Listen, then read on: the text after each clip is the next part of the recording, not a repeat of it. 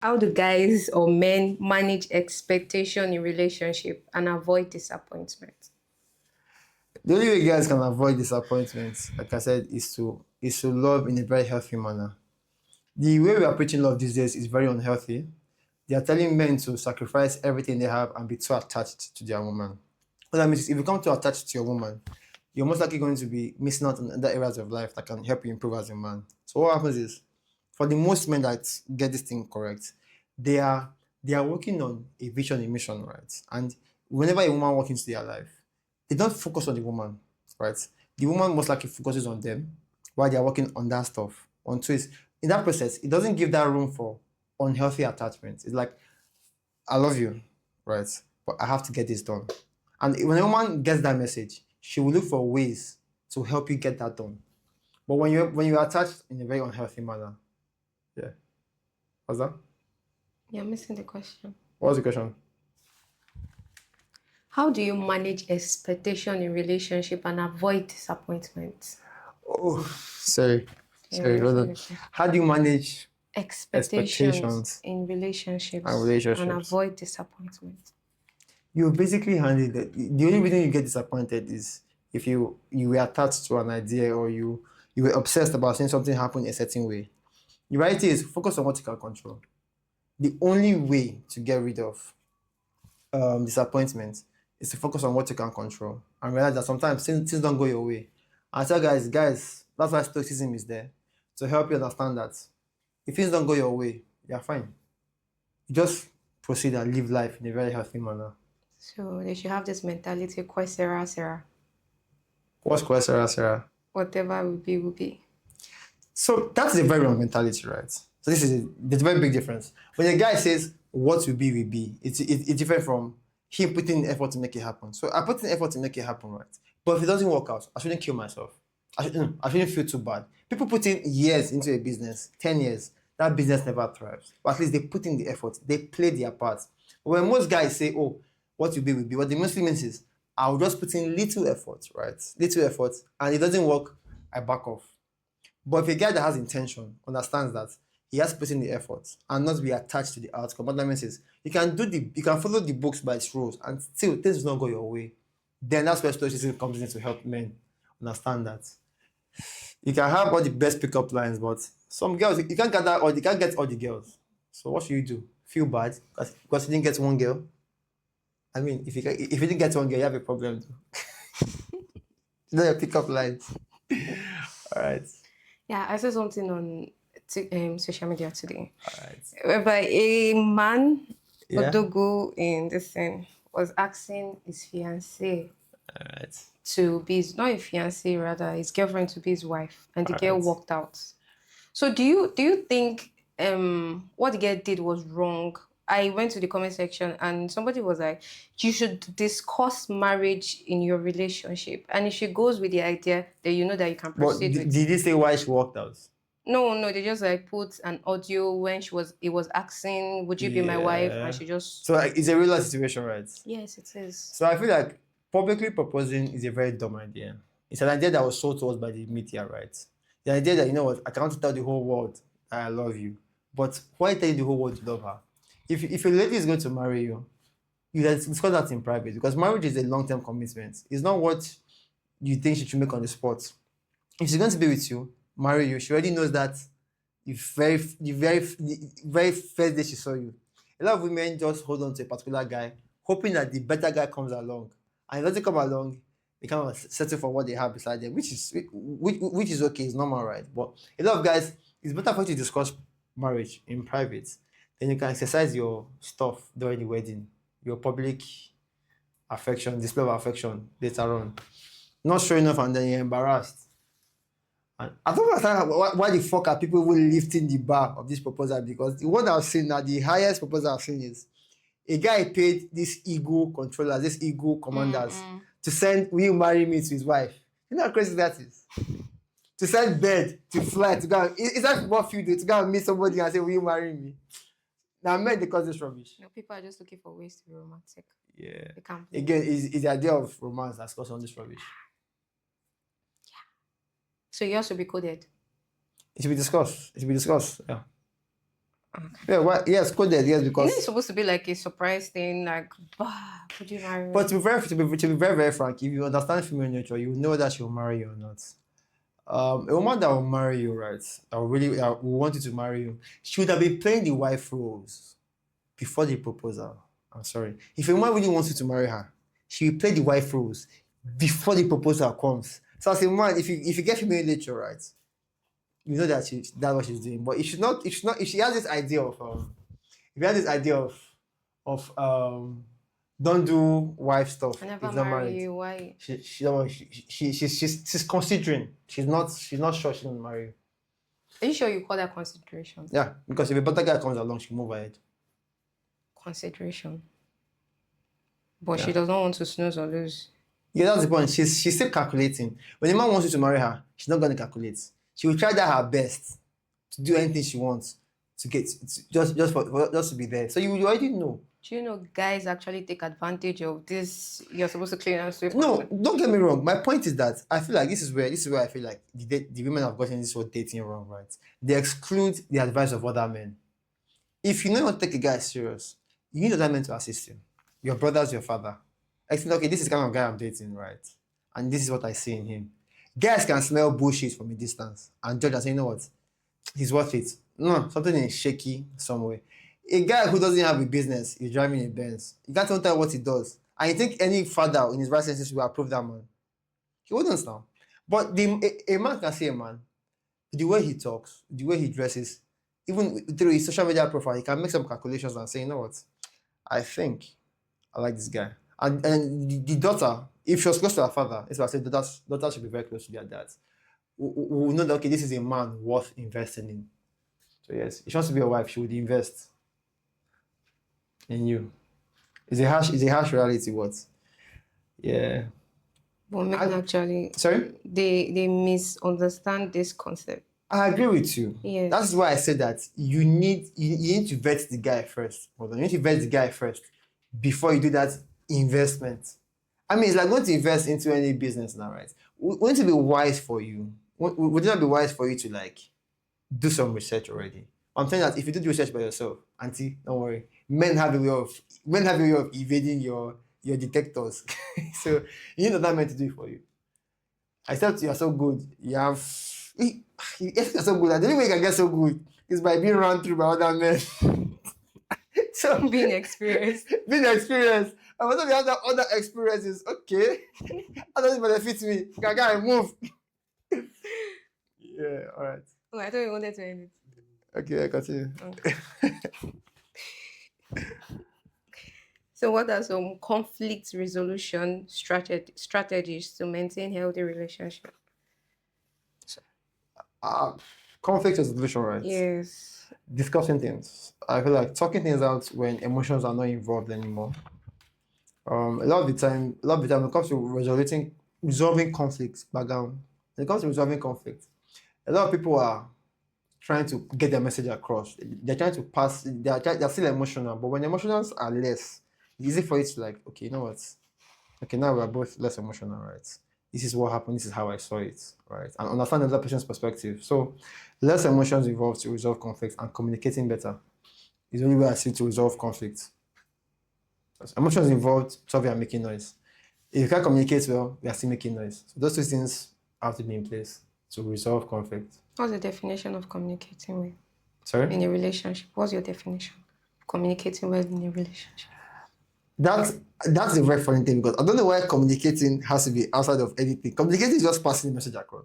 It's it's not like passing message across your audience needs to understand what you're saying.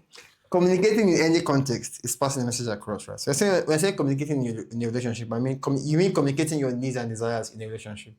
Yes, and what you don't like, what is bothering You see the you. same thing. So I feel like as guys, you have to set boundaries. You have to determine or dictate how your relationship will go. That is the definition of setting boundaries. Because if you don't set boundaries, what's going to happen is people will keep stepping on your toes, doing what you don't like. And if that goes on for too long, you're going to regret that relationship. Even though it's 30 years down the line, you feel like you have wasted your life. You are now resentful. So what people should do is come again, what's the question? What's your definition of communication? So what we should do is understand the other person and how the other person sees things. Some people see things through, some people see things emotionally. Some people see things through. Some people see things even through cartoon. Like some people see things in a very very weird manner. That's what makes us human. So understanding your partner and how the person sees things is basically a hack to communicate better with your partner. Fuck those love languages that you are seeing around. It's a facade to sell ideas to people. If you ask most guys will say their love language is Physical touch. physical touch. Should men date why is broke? So should men date while they are broke? It depends, right? No. Should men date while they are broke? They are broke, yeah. Yes, right.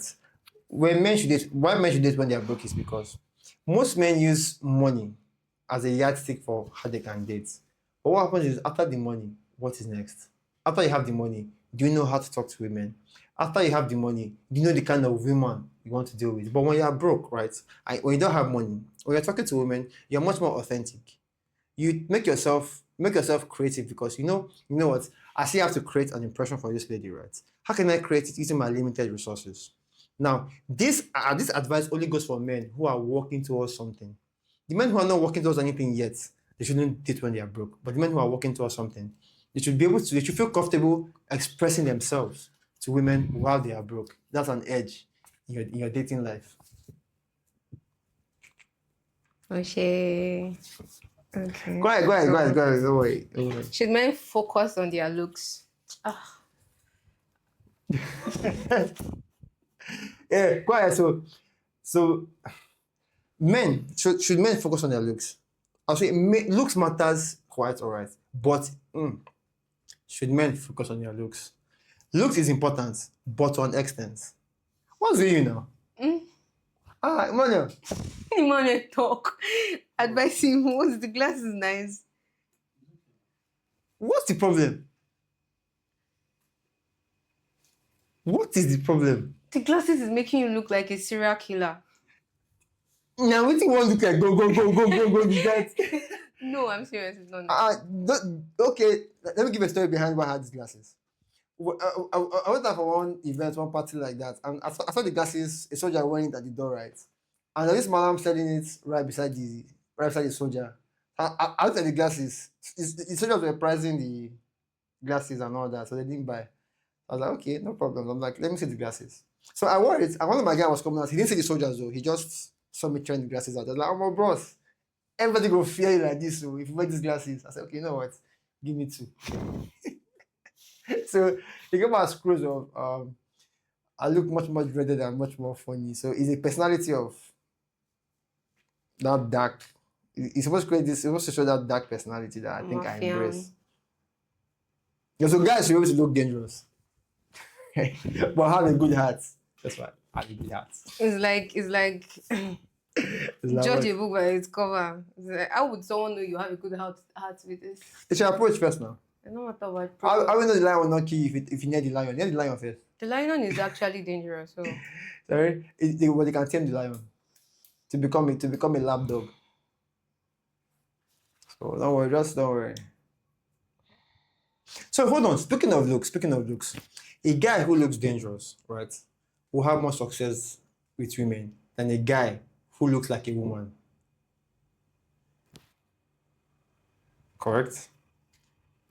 A guy who looks dangerous as a masculine man, right? He has this aggressive face, will be more successful with women, as attracting women, than a guy who has focused on looks so much that he has all those eyebrows, clear skin, all those girly features. Yeah, that's where the guys that focus on looks, look at them down the line, they end up having this feminine look a little bit. some girls like it. Some, but more girls will prefer the masculine, dangerous look.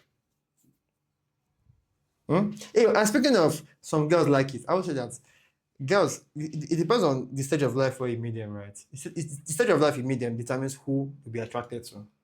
A girl who is 16 will be attracted to a guy that's different when she's 25. Will be different from a guy who is 29. So what that means is some things will change depending on what she currently is and her current status in life, her current situation. Yeah. So Depends on how many shege she have seen. exactly. I get. So you hear women say things like, yeah, how much I get she has seen. But no matter what, a guy who looks dangerous as a masculine man would always attract more women than a guy who looks feminine and soft because he focused on looks. So yes, should men focus on looks, right? But was that your question? No, men shouldn't focus on looks, although looks are important, but to a degree, right? Focus on their looks. When you Yeah. say looks, Okay, exactly. sorry. Okay. Should men focus on their looks? I'll say no. Because the men that end up looking so good, most of the time is when they are young, they get distracted, right? Because they get the female attention, they feel they won in life, before you know they are relaxed. They're no longer up in their game anymore. But if you focus on maximizing your personality, focus on becoming confident, becoming the man, becoming masculine, then you see that you're attracting better women, you're having a better female relationship with other women. And again, by the way, focusing on looks makes you look much more feminine than other men, which in turn is very, very turning off. Yeah. Sorry? Oh, yes. Yeah. Because some girls are actually sapiosexual. Hey, God, Jay-Z has finished me. Ah, What is sapiosexual now? they are interested in the intellectual part of a man. Oh, I heard that thing. When I heard that thing, I said, you know what? Let me explain to you what quantum physics is. Now, let me explain to you what Oppenheimer is. Grab your chair. Let me give you popcorn. Yeah. Yeah. Sorry? Yeah. Yeah, so, but no, guys should basically focus on maximizing their personality, their authentic self, over their looks. Because looks matters, but to an extent. A guy who is a 5/10 but has a very good personality would always be better than or will attract quality women than a man who looks 9/10, but his head is just cartoon. Some girls don't even like guys that are too fine because they feel they are players. Something like that. Again, a guy who focuses on looks only, he would attract women. That is the point. He's only attracting, he's not keeping them. And so what happens is anytime somebody is attracting a lot of partners but cannot keep them, they should realize that they are attractive but not retentive. So they know what to work on. But I guess those that are retentive alone are not attractive. They have inner beauty. Well, we don't get X-ray for eyes.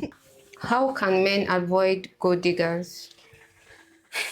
So men can avoid. First of all, most men who ask these questions are men who don't even know how to go to dig. But men can avoid gold diggers simple. If you want to get rich, right?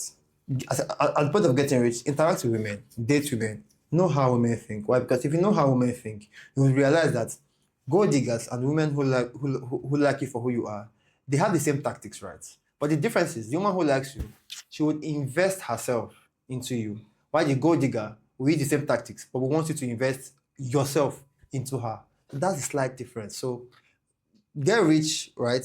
Forget about gold diggers, but understand female nature. Yeah. What's the biggest red flag in women? Like the biggest red flag so far. I'll say the biggest red flag you see in a woman is if she doesn't have a proper masculine figure in her life. Because if she doesn't have a masculine figure in her life, she's going to be disrespectful. She will not know, she would always cross boundaries, right? She will not know the limit of disrespect. She will not know how to treat you as a man. So I would say disrespect, or you want to put it, not having a masculine figure in her life. And it's easy to detect if you just ask some basic questions in a very friendly manner. You can tell that she has a masculine figure or not. So, What questions? sorry? What basic questions? You guys are laughing at, like, okay, just start to figure out what she's like, how her childhood, what does she like, what was she doing when she was small. You can begin to inject all those fatherly questions. Then I talk about her childhood, the kind of games she played, how was it? Their dad come to see her. When she has anything like her dad was not in the picture, my guy move. My guy move. Yeah. Yeah, basically if she had a father figure, if she didn't have, that's a very big red flag. So that means women without father figure in their life Should know what? should not be in a relationship or No, you see, the thing that when I make videos like this, right? When you tell guys that these are the red flags in women, guess what? Some guys will still go for those red flags, and it's their business.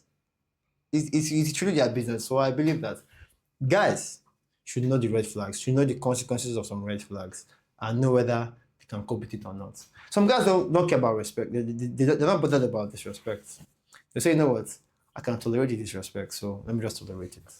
why do women like nonchalant men?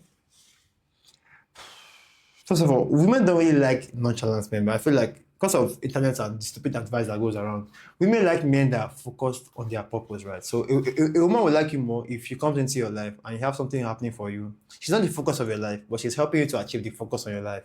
Now it comes out as nonchalant because why? You're focused on something else. But what the internet tells you is just ignore her, ignore her. But that's not the reality. If she comes into your life and you're ignoring her, if she has sense, you'll realize that this guy is just ignoring me. It's just games that he's playing. So they like men who are focused on something, not men who are just nonchalant because she'll sit through your bullshit after like 3 to 6 months. Yeah. So it's not about nonchalance, it's about what is the man focused on, what is he doing to improve himself. I didn't get the concept. Why do women like? Then I'm saying that so women don't like nonchalant men. They like men who are focused on their thing, right? So this is it. Internet tells women that internet tells men that okay, she will like you if you avoid her, right? If you are nonchalant, if you don't show emotions. But the truth is that she likes men, right, who are focused on their thing. But the men that are focused on their thing, they seem to be nonchalant around them because they are focused on something else. So when they tell you, okay, be nonchalant, if you're just nonchalant without being focused on anything, guess what? She will see through the facade later on. Like this guy is just pretending. He has nothing that he's doing. He's just ignoring me for ignoring sake. You get? So it's about the argument is, are you nonchalant or are you looking like you are busy? That is the game that a lot of guys are playing. You see the difference? So yes, the key thing is to actually be busy, not to look like you are busy.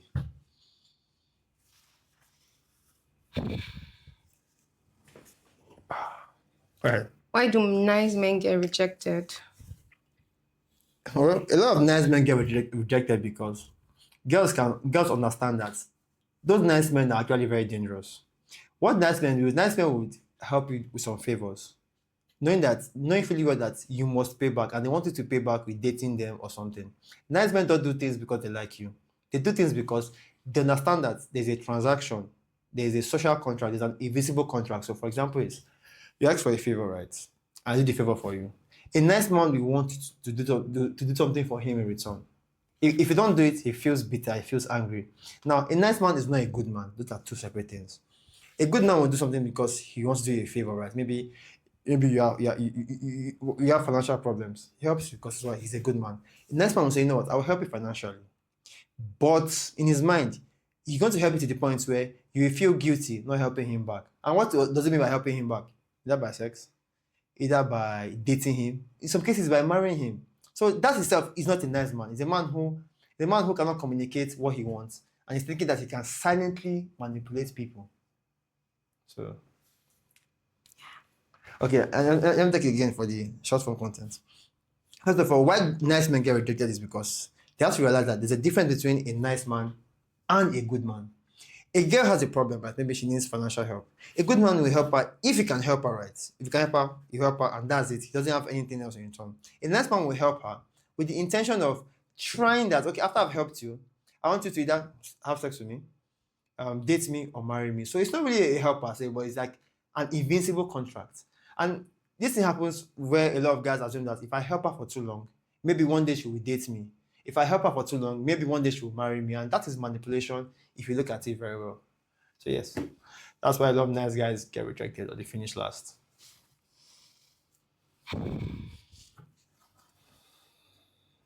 Succinct. Should men place women on a pedestal? So, No, so a lot of men should never, ever, ever place women on the pedestal because it's going to always lead in ruins. This is how it works. When men put women on the pedestal, what happens is they are looking up to a woman. And when you look up to a woman, guess what? A lot of choices are now placed on her head. She has to now bring out the masculine part in her. She has to make sort of a lot of choices that normally is the men that's supposed to make. And guess what? Because of she's not in in her masculine side, she'll feel like something is wrong somewhere. And because women are naturally feminine, right? She'll just feel like, you know what, let me leave this guy because there's nothing that she can benefit from this guy. He's her masculine energy will keep fighting her off and making her feel funny and feel stupid. Come again, what's the question? Should men place women on a pedestal? Okay, so let me rephrase. Men should never ever ever place women on the pedestal. And the reason is that when you place people on the pedestal, it means that they are the people that hold the level of respect. And when you make it when you respect the person, the person brings out the masculine energy in that person, in that woman. And that masculine energy will translate to her making too many choices on both behalf. And trust me, women don't want to do it. Women want to feel soft and laid back in their femininity, not having to feel the burden of masculinity. So when men put them on a pedestal, it makes them diminish their femininity. And a woman who's in touch with her femininity wouldn't like that. She will just walk away. So it's also called obsession. Yeah, obsession. It's not really obsession per se. It's a very big difference. It's not really called obsession. Obsession could just be you're all over her. You're not really, you can be obsessed with a woman, but still be your masculine frame. Yeah, for a period. For a period. So I don't get this question. What is it? You wrote why lots of men afraid of treating women right. Okay. Why a lot of men are afraid of treating women right so that they don't be called simps. Okay, so a lot of men don't treat women. A lot of men don't really treat women right because they're afraid of being called simps. So the men who treat women right are charming men, and there's some people who treat women over nicely. They call them simps. The difference is some of them are very similar. The only difference is the men who are charming, they do it for women who are worth it, who will return the favor back by them. So they believe that the woman is qualified to be worth all this effort and gestures. But the simp, right? He's not getting the same value back. He's doing it for her validation, right? So that, okay, you know what, at some point, he's trying to manipulate the woman into doing things, into being with him. It's a very unhealthy sense of attachment.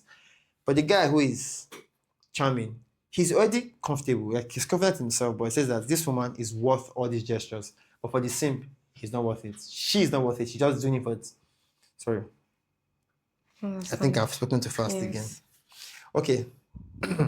A lot of guys are afraid of treating women right so that they're not called simps. So I'll say, okay, a man who is charming and a simp, they are very, very similar. They have the same gestures. They open doors for the women, they take women out, they have all those chivalry, take care of her, secure her. The difference is the man who is charming, he's doing it because she's already worth it.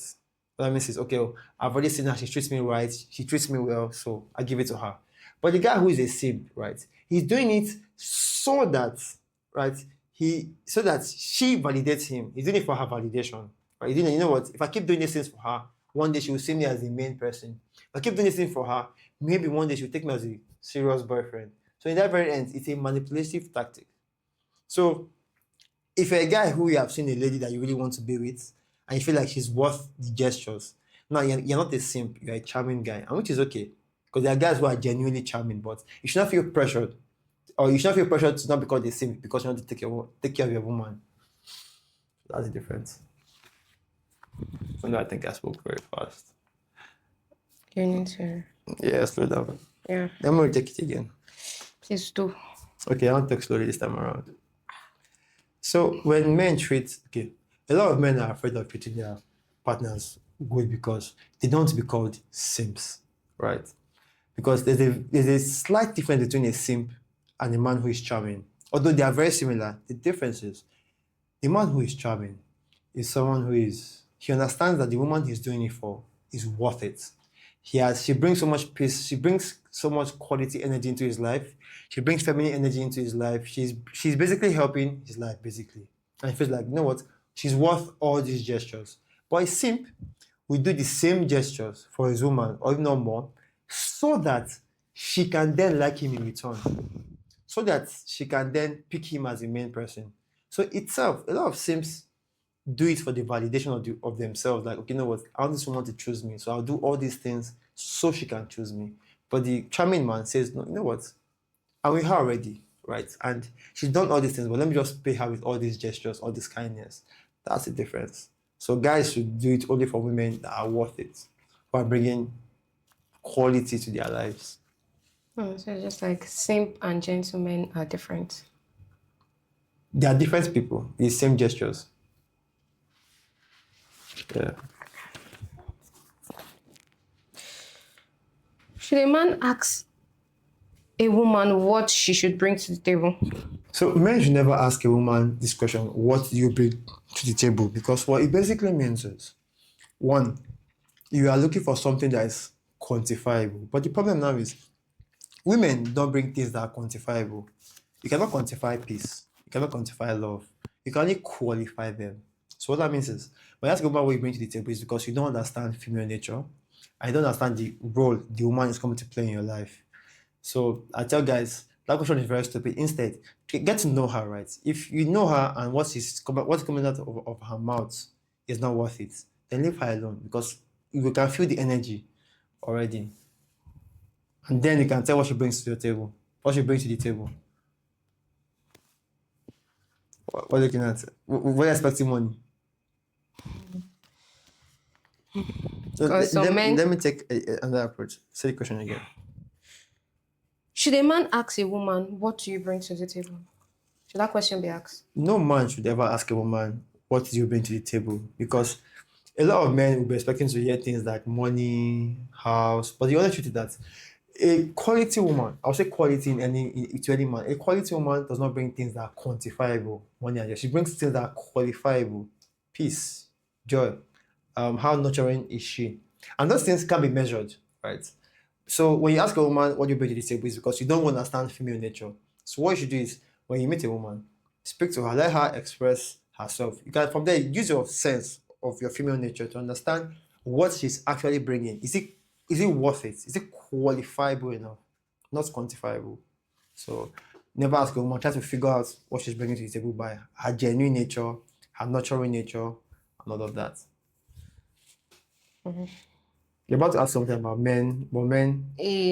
And say you pay half of the bills and I'll pay half of the No, bills. well, any man that says that he should split the bills half, right? To be very, very frank, is a man who understands that if he's disrespected, he'll be fine. It gives room for half authority. I don't think any man wants to have half authority in a relationship.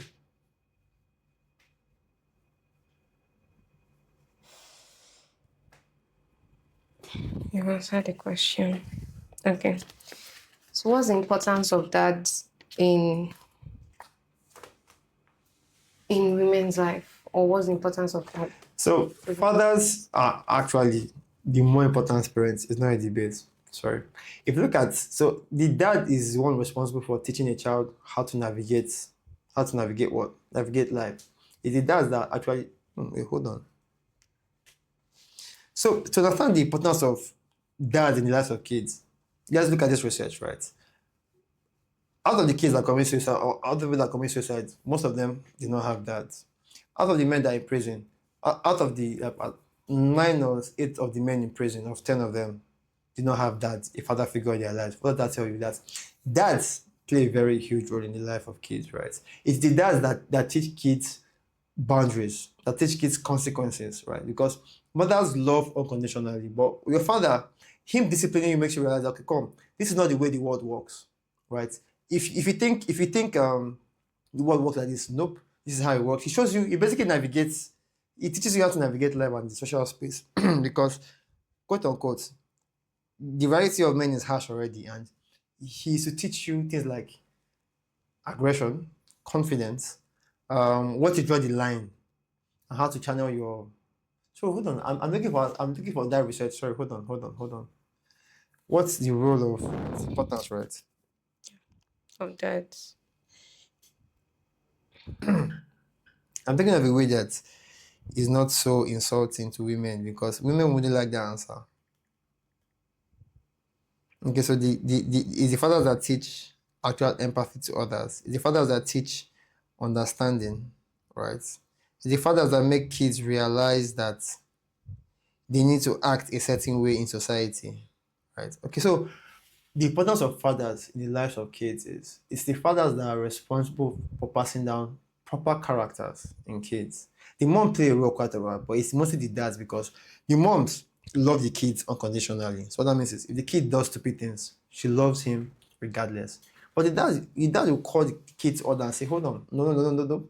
This is not how things are supposed to be done. This is how they're supposed to be done. So dads help to build character.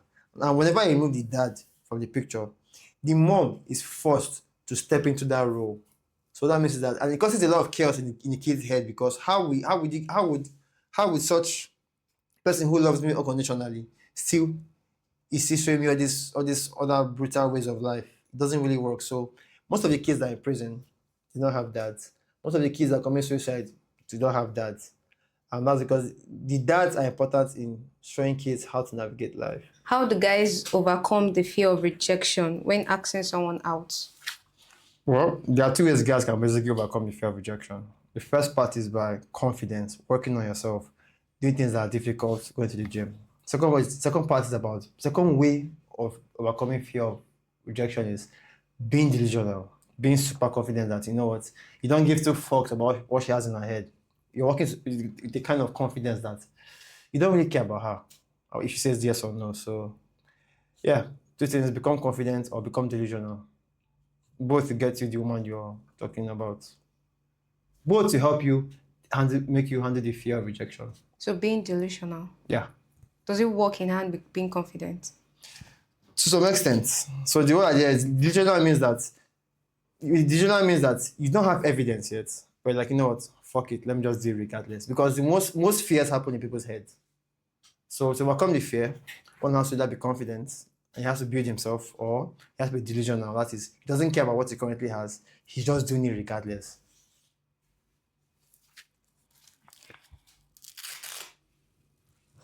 How do you navigate peer pressure and maintain healthy relationship despite external influences? I mean, one thing that will make people not succumb to peer pressure is knowing what they want. One, two, and understanding that other people are really lost.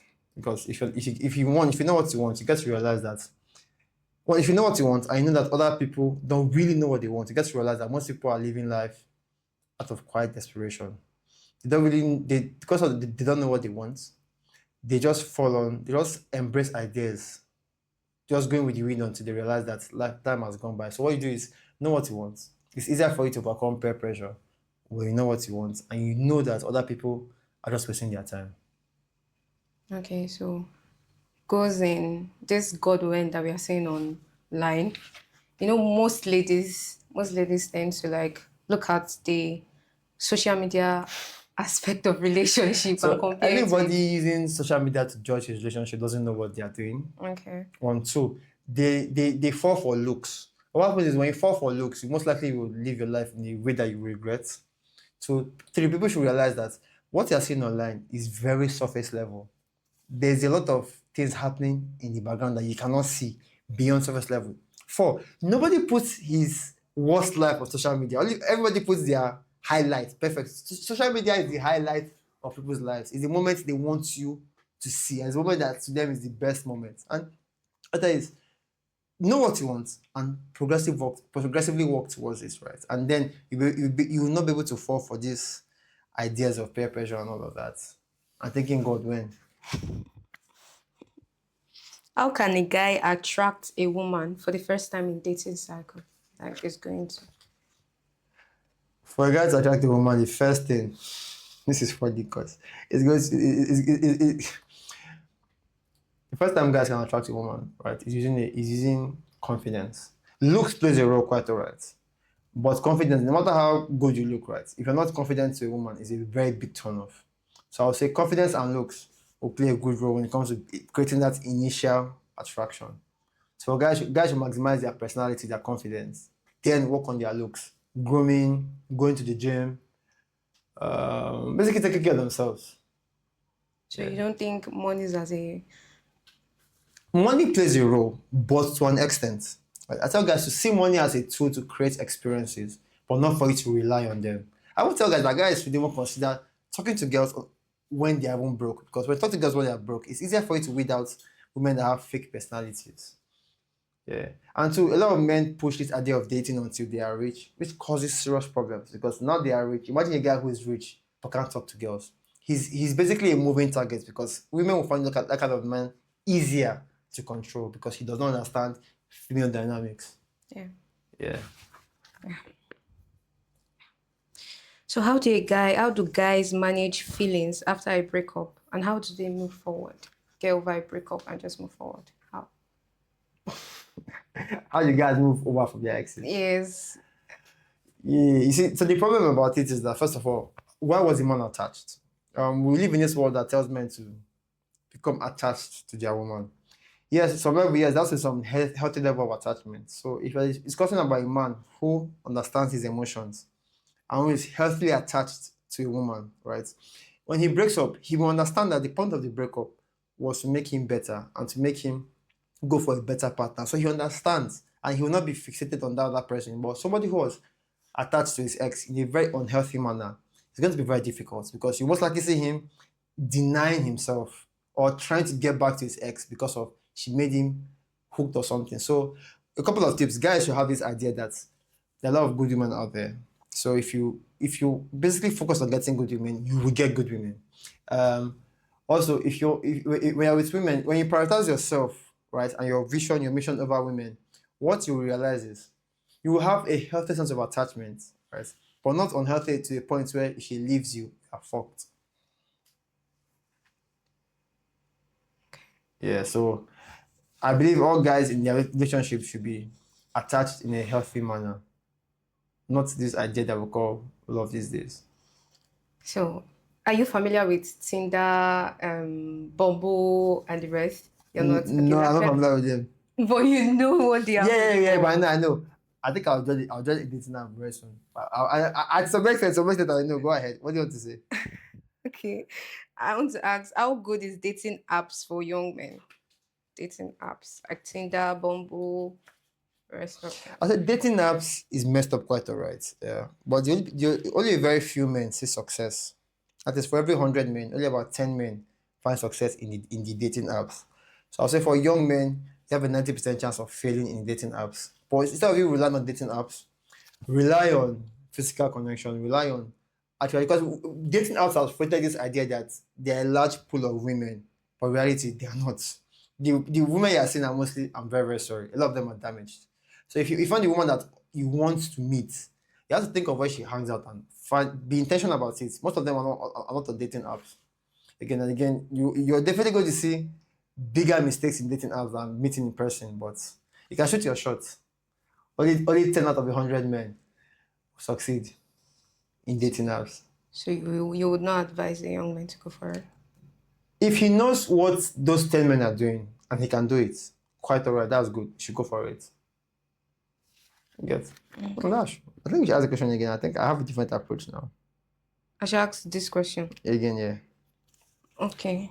How good is dating apps for young men? Dating apps for young men is a very big mistake for 90% of them. But for the 10%, there's something that they are doing right. I feel like most men aren't even doing it in real life. So if you're a man who is trying to figure out dating, realize that the dating apps, they do more harm than good for most men. So I'll say is figure out what the 10% are doing. That is what they're doing.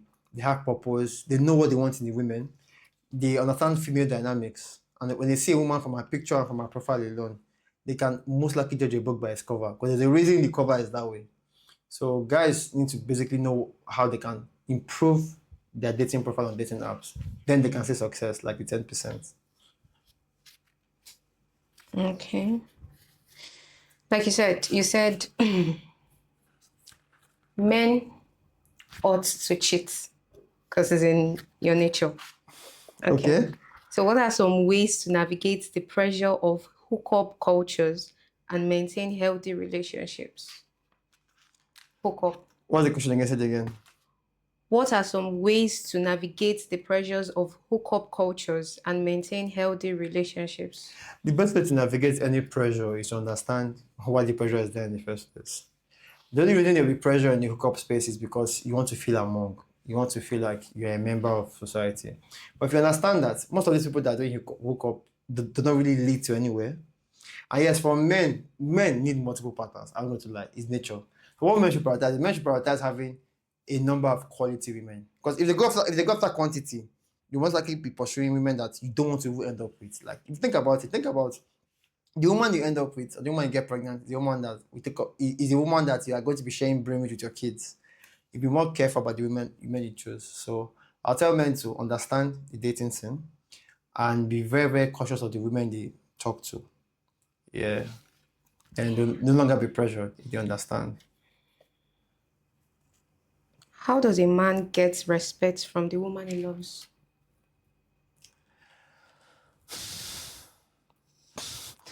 How does a man get respect? I feel like a lot of men don't realize that for a woman to respect you, you're going to have to, first of all, respect yourself. It sounds like a very cliche, funny thing to say, but that's a fact. If you don't respect yourself, you're going to see yourself entertaining rubbish from women. In that process, she can't give you respect. But when you respect yourself, you're setting boundaries. You're saying, okay, you know what? If you're going to come into my life, right? See that way. If you're going to come into my life, this is how you're going to behave. You're going to follow my lead. And if you can say that in a very calm manner, not in a manner that is rude, trust me, she'll show you respect. Yeah. Yeah. Out. Okay. So Yeah.